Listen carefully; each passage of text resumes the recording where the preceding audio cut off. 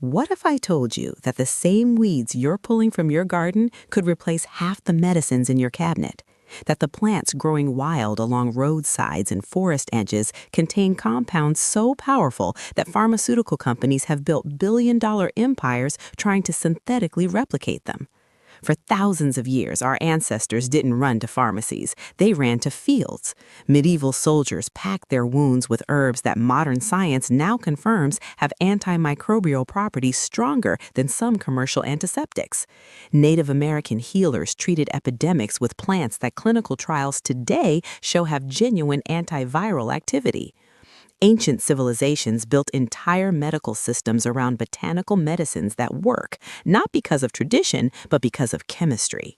The knowledge isn't lost, it's just been buried under a century of pharmaceutical marketing. Today, I'm digging it back up. We're going to explore 20 medicinal plants that have been scientifically validated, historically proven, and systematically forgotten. These aren't exotic rainforest species. Most of them grow wild for free or can be cultivated in any backyard.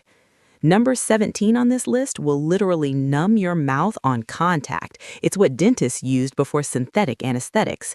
And number 20, it's the original source of aspirin used on battlefields for millennia before Bayer ever synthesized it in a lab.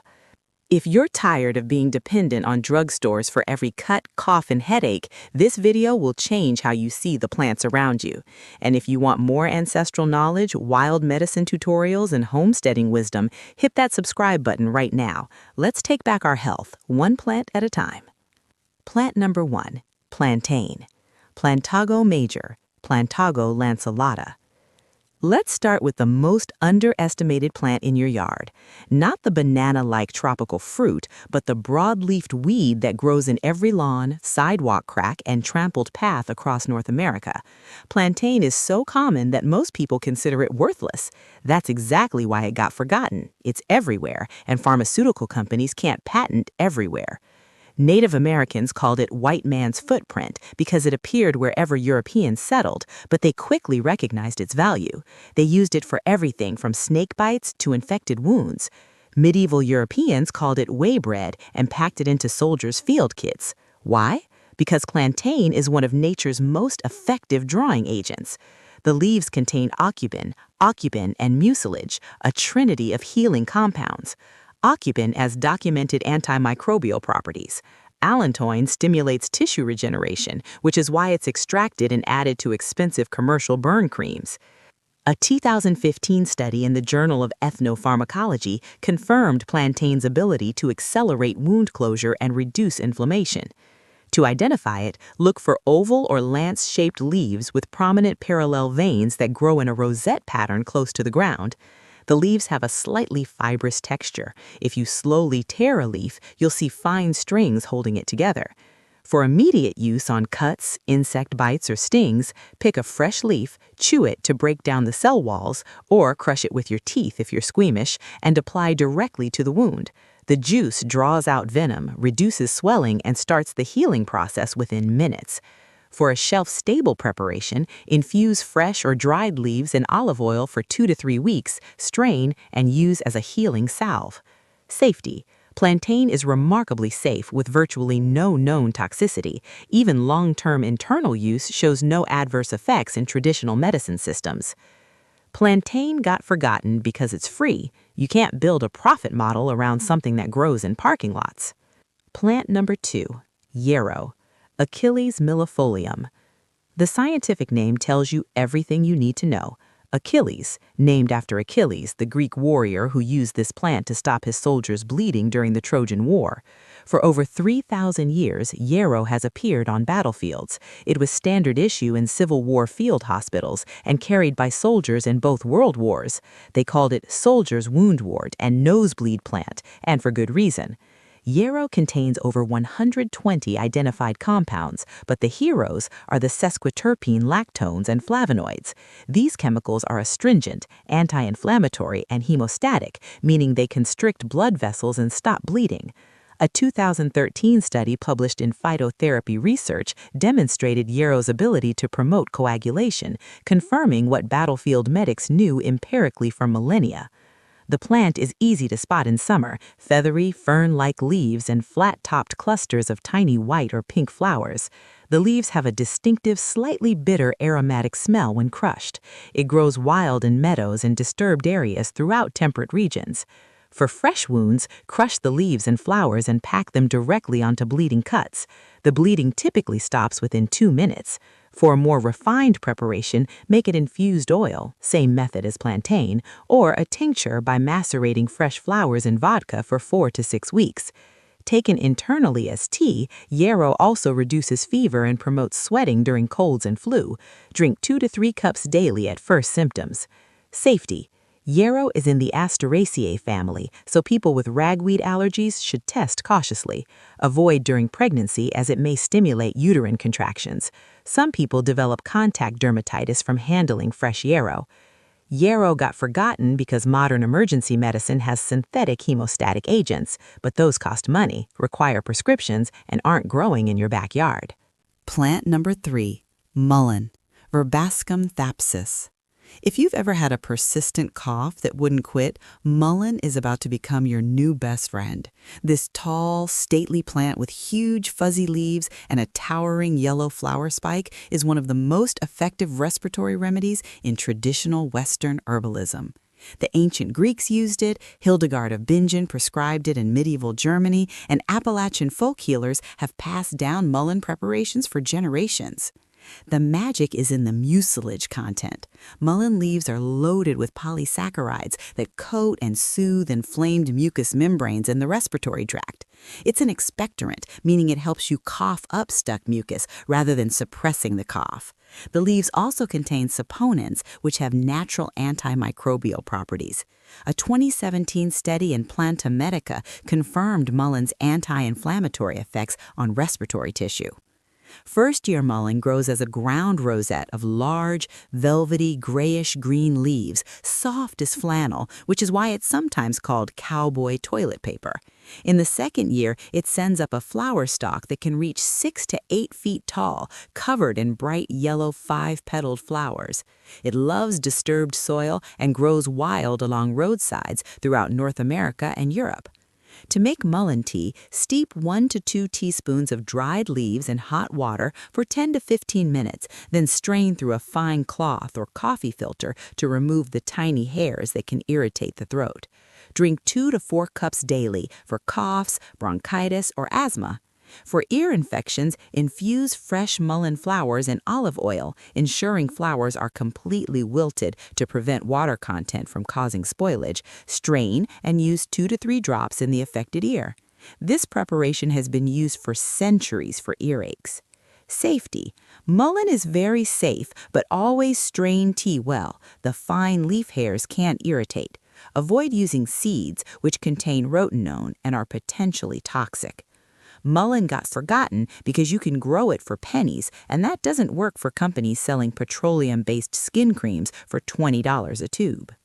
Plant number 4, calendula, Calendula officinalis. Calendula is living proof that effective medicine doesn't have to be complicated. These cheerful orange and yellow flowers have been cultivated in monastery gardens, cottage plots, and apothecary yards for centuries. The name officinalis in botany indicates the plant was official in the pharmacopoeia, recognized as medicine. And calendula earned that designation through centuries of clinical use for skin conditions. The flower petals are loaded with triterpenoids, flavonoids, and carotenoids, all potent anti-inflammatory and antimicrobial compounds. Modern research has validated what medieval healers knew. Calendula accelerates wound healing. A 2009 study in the Journal of Clinical Biochemistry and Nutrition found that calendula extract significantly increased collagen synthesis and tissue repair. Additional trials have shown effectiveness for burns, cuts, rashes, and even radiation-induced dermatitis in cancer patients. Calendula is easy to identify and easier to grow. The flowers look like bright orange or yellow marigolds. They're sometimes called pot marigolds, with 10 to 20 petals and a distinctive resinous, slightly sharp smell when you rub the petals. Unlike true marigolds, tagus, calendula petals are edible and medicinal. It readily self-seeds and thrives in poor soil. Harvest flowers when fully open, preferably in the morning after dew has dried. For a healing salve, infuse dried petals in olive oil or coconut oil for 2 to 4 weeks in a sunny window, strain, and mix with beeswax, roughly 1 part wax to 4 parts oil. This salve works for diaper rash, minor burns, dry skin, eczema, and minor wound care. You can also make a strong tea from fresh or dried petals and use it as a wound wash or facial toner. Safety. Calendula is extremely safe for external use. People with allergies to plants in the Asteraceae family should test on a small skin area first. Avoid internal use during pregnancy. Calendula got forgotten because you can grow it for pennies, and that doesn't work for companies selling petroleum-based skin creams for $20 a tube. Plant number 5, elderberry. Sambucus nigra, Sambucus canadensis. Every fall and winter, millions of people spend billions on cold and flu medications that suppress symptoms without addressing the virus. Meanwhile, elderberry, one of the most clinically validated antiviral plants on Earth, grows wild in hedgerows and ditches across North America and Europe. Our ancestors didn't have randomized clinical trials, but they had observation, and they noticed that elderberry preparations shortened illness duration and reduced severity. Now we know why. Elderberry contains anthocyanins and flavonoids that inhibit viral replication and boost immune response. Multiple clinical trials have confirmed its effectiveness.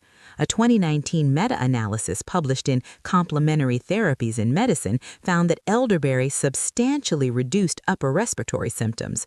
Another study showed it reduced flu duration by an average of 4 days, comparable to prescription antivirals, but without the side effects. Elder is a large shrub or small tree with compound leaves, 5 to 7 leaflets per stem, flat-topped clusters of tiny cream-colored flowers in spring, and drooping clusters of small, dark purple, black berries late summer. The European variety, Sambucus nigra, and American variety, Sambucus canadensis, are both medicinal. Beware red-berried elder species, which are toxic. To make elderberry syrup, simmer 1 cup of dried elderberries or 2 cups fresh in 3 cups of water for 30 to 45 minutes until reduced by half. Then strain and add 1 cup of honey while it's still warm and store in the refrigerator. Take 1 tablespoon daily for prevention or 1 tablespoon every 2 to 3 hours at first sign of cold or flu. This is safe for children over 1 year because of the honey. Safety. Raw elderberries, leaves, stems, and roots contain cyanogenic glycosides and should not be consumed raw. Cooking destroys these compounds. Properly prepared elderberry is extremely safe with decades of use. Elderberry got forgotten because you can't patent a berry that grows on every country road. Plant number 6, chickweed, Stellaria media. Chickweed is the delicate little plant that appears in your garden in early spring, forms a mat of tender green growth, and dies back when summer heat arrives. Most people weed it out without a second thought, but traditional herbalists call it nature's cortisone cream because of its remarkable ability to soothe inflamed, itchy skin conditions. The entire plant is edible and medicinal. It's high in vitamins A, C, and D, plus calcium, potassium, and other minerals, which is why it was traditionally consumed as a spring tonic to combat winter nutrient deficiency. But externally, chickweed is a superstar for eczema, psoriasis, rashes, bug bites, and minor burns. It contains saponins that have cooling, anti-inflammatory, and mildly analgesic properties. While clinical research is limited compared to some other herbs, traditional use in contemporary herbalist reports consistently confirm its effectiveness for hot, itchy skin conditions. Identification is straightforward. Chickweed has small opposite leaves on weak, sprawling stems with a distinctive single line of hairs running up one side of the stem. This is the key identifying feature. Tiny white star-shaped flowers have deeply notched petals that look like 10 petals instead of 5.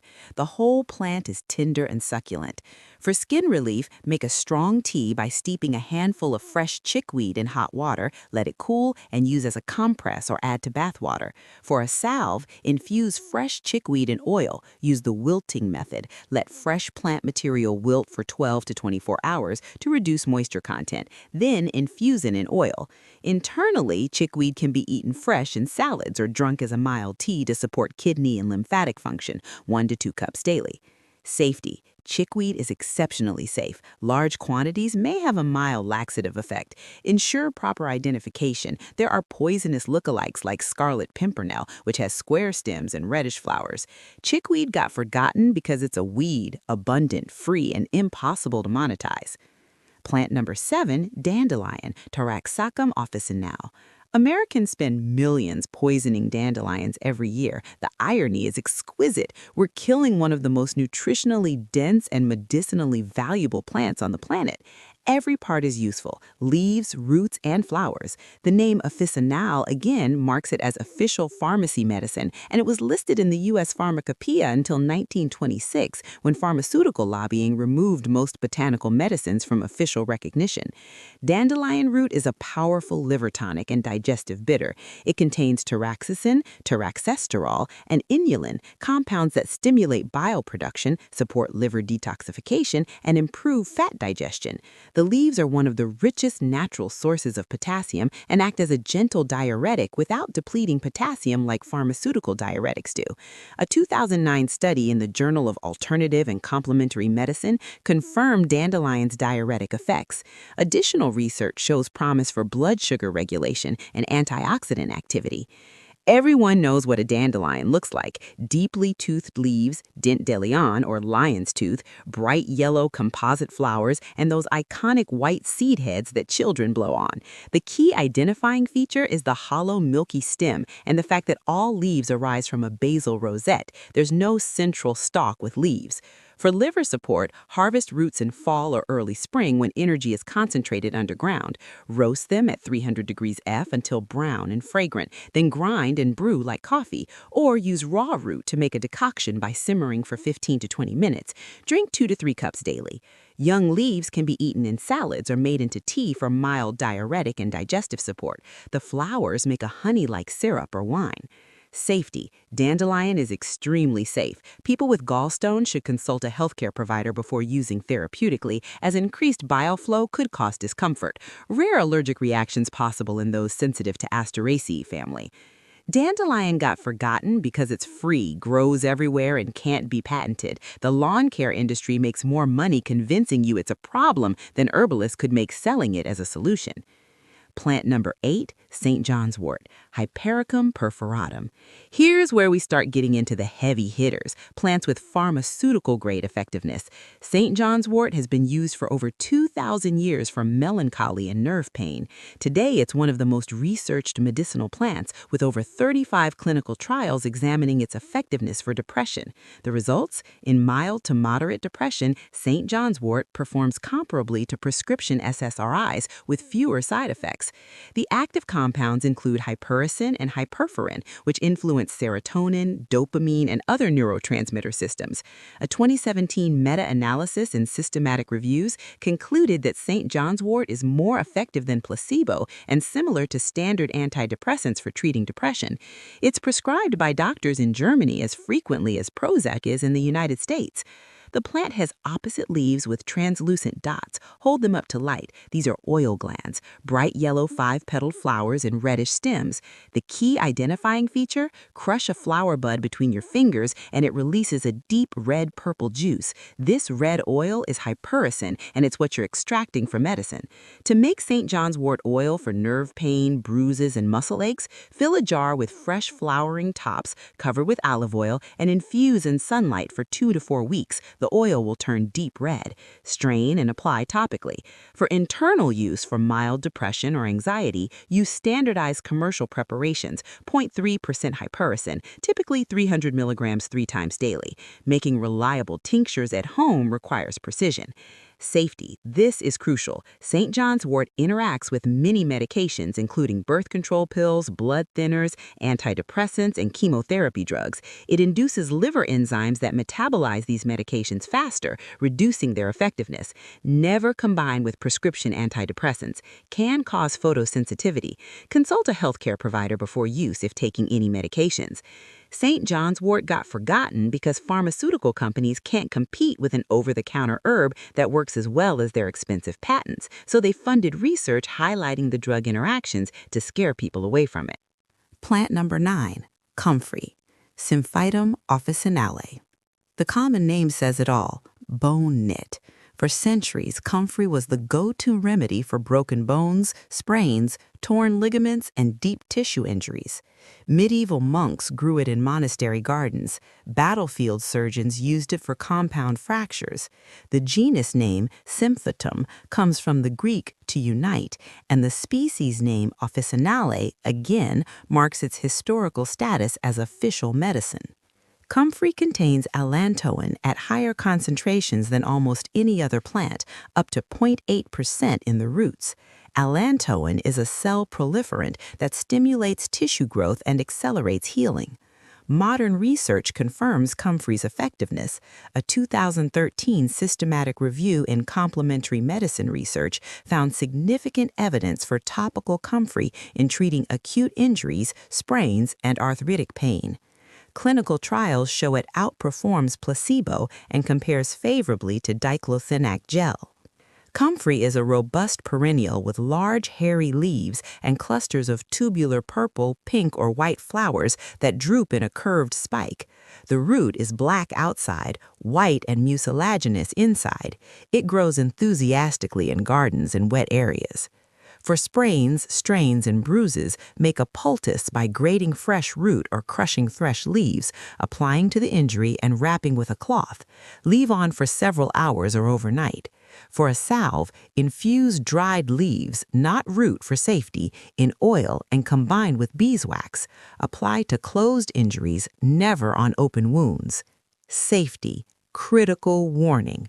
Comfrey contains pyrrolizidian alkaloids, PAs, that are toxic to the liver with long-term internal use.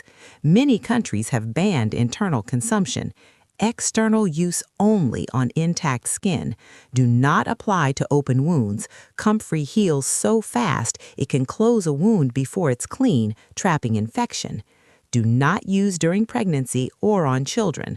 Short-term topical use is considered safe by most regulatory agencies. Comfrey got forgotten, or rather suppressed, because the liver toxicity issue gave pharmaceutical regulators an excuse to remove a highly effective competitor to expensive sports injury medications. Plant number 10, Echinacea, Echinacea purpurea, Echinacea angustifolia. Echinacea is one of those plants that made a commercial comeback. You can buy it in any drugstore now, but most people use it wrong and then claim it doesn't work. Native American tribes, particularly the Plains Indians, used Echinacea for more ailments than perhaps any other plant: snake bites, wounds, toothaches, infections, and blood purification. When European settlers learned about it in the late 1800s, it became the best-selling medicine in America. Then antibiotics arrived and it was forgotten. Now it's back but misunderstood. Echinacea contains alkylamides, polysaccharides, and caffeic acid derivatives that stimulate immune function. Research shows it works best as prevention or at the very first sign of illness, not after you're already sick. A 2015 meta-analysis in JAMA found that Echinacea reduced the odds of developing the common cold by 58% and reduced duration by 1.4 days when taken early. The plant is striking, tall stems with large purple-pink coneflowers. The genus name comes from the Greek word for hedgehog, referring to the spiky central cone, and lance-shaped leaves with 3 prominent veins. It's commonly grown as an ornamental. The most effective preparation is fresh root tincture, though dried root and flowers also have activity. Take 1 to 2 dropperfuls, about 30 to 60 drops, of tincture every 2 to 3 hours at the first tickle of a cold. Don't take it continuously for months. Use it acutely during illness or for short prevention periods during high exposure. A quality tincture should make your tongue tingle. That's the alkylamides working. Safety. Echinacea is very safe for short-term use. People with autoimmune conditions or allergies to the Asteraceae family should exercise caution. There's outdated advice about not using it for more than 8 weeks, but modern herbalists consider this overly cautious for acute use, but it's not meant for daily long-term consumption. Echinacea got forgotten when antibiotics became cheap, then exploited by supplement companies selling underdosed, improperly prepared products that don't work, giving the plant a bad reputation. Okay, we're halfway through, and I want to pause for just a second. If you're finding value in this, if you're realizing that real medicine has been growing under your feet this whole time, do me a favor and hit that like button. And if you haven't subscribed to Seniors Gardening yet, now's the time. We're building a community of people who refuse to be helpless, who refuse to be dependent on systems that profit from our illness. The next 10 plants are going to blow your mind. We're moving from first aid and basic remedies into serious medicine. Plants that can numb pain on contact, fight bacterial infections, regulate hormones, and replicate the effects of pharmaceutical drugs that cost hundreds of dollars. This is ancestral knowledge they don't want you to have. Let's keep going. Plant number 11, nettle, Urtica dioica.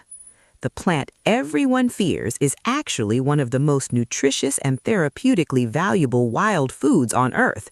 Yes, nettle stings, but only fresh, and once dried, cooked, or crushed, those stinging hairs are neutralized. Traditional cultures have used nettle for anemia, arthritis, allergies, and kidney support for millennia. Roman soldiers reportedly flagellated themselves with nettle to stay warm in the cold British climate. The histamine reaction increases blood flow and creates warmth. Nettle is extraordinarily nutrient-dense, high in iron, calcium, magnesium, vitamins A and C, and protein. But beyond nutrition, it has anti-inflammatory properties that make it clinically effective for arthritis and allergies. A 2013 study in phytomedicine demonstrated that nettle extract reduced inflammatory markers in osteoarthritis. For allergies, nettle inhibits histamine production. A 2017 study showed it compared favorably to over-the-counter antihistamines. Nettle grows in rich soil, often near water. The stems are square, the leaves are opposite with serrated edges and a heart-shaped base, and the entire plant is covered with fine, hollow stinging hairs. Flowering stalks hang down in drooping clusters of tiny green flowers. Harvest with gloves in spring when plants are young and tender. For nutritional infusion, steep 1 ounce, a large handful, of dried leaves in a quart jar of just boiling water overnight, strain and drink throughout the day. This is a mineral powerhouse. For allergies, drink 2 to 3 cups of nettle tea daily during allergy season or take freeze-dried nettle capsules. Cooked nettles can be eaten like spinach. Safety. Nettle is very safe. Some people experience digestive upset with the strong infusions. Start with lighter tea and work up. Theoretically, could interfere with blood pressure or diabetes medications due to its effects on these conditions. Consult a provider if you have these concerns.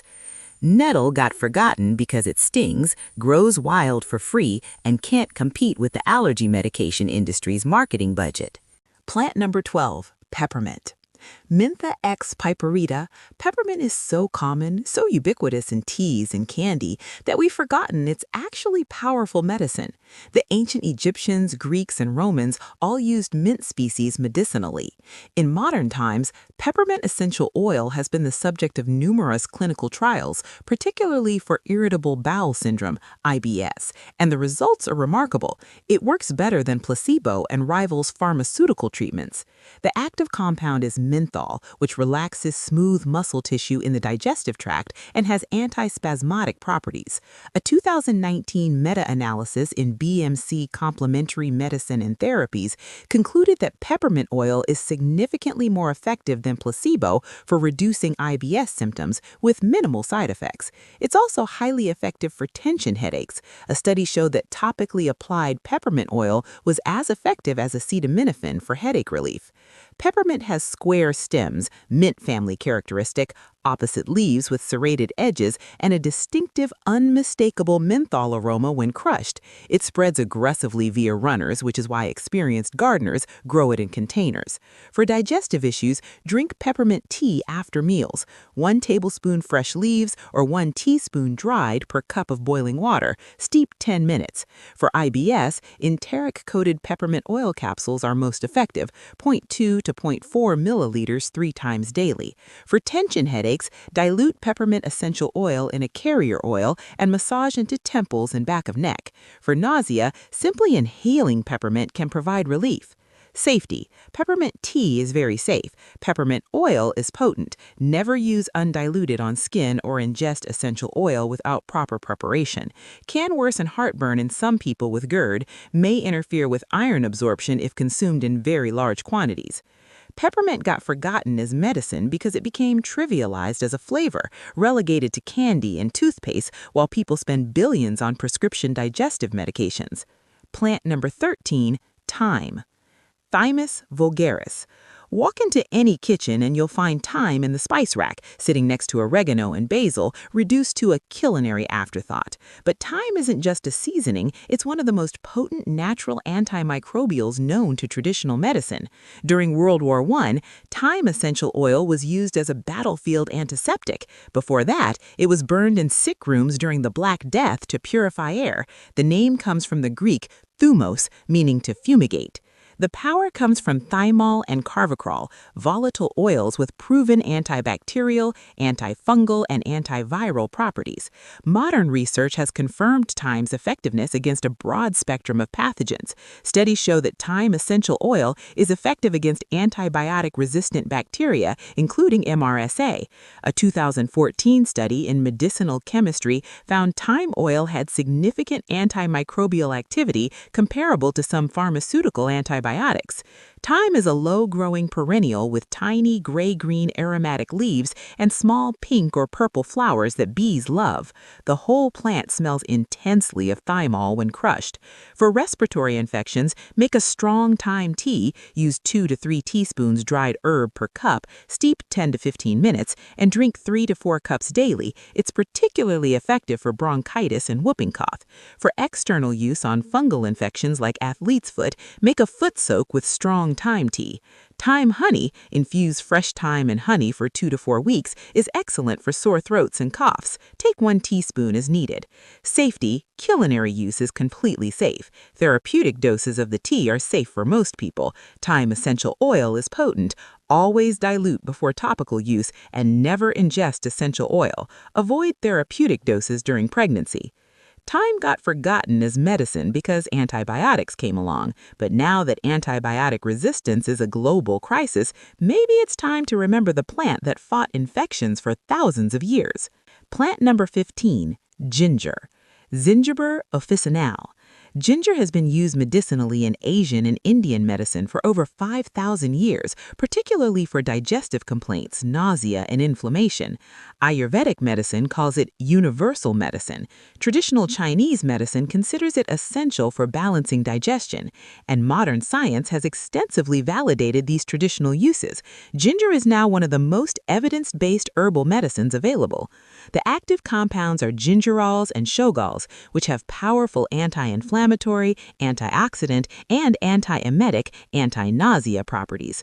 Multiple clinical trials have confirmed ginger's effectiveness for nausea, including morning sickness, chemotherapy-induced nausea, and post-surgical nausea.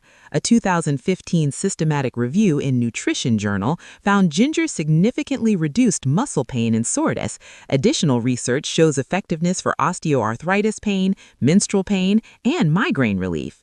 Fresh ginger is the knobby, tan root, technically a rhizome, you find in the produce section. The flesh inside is pale yellow and fibrous with an intense spicy sweet aroma. For nausea, make fresh ginger tea.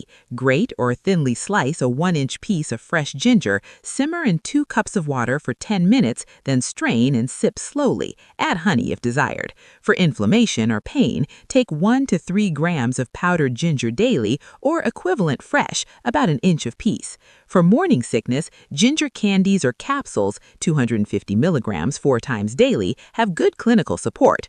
Crystallized ginger works for motion sickness. Safety: ginger is very safe. Very high doses, over 5 grams daily, may cause digestive upset or heartburn, has mild blood-thinning properties, so use caution with anticoagulant medications or before surgery, can interact with HIV medications and some other pharmaceuticals. Ginger never really got forgotten, it's just been downplayed as folk remedy because you can't patent a plant that's been cultivated for 7,000 years.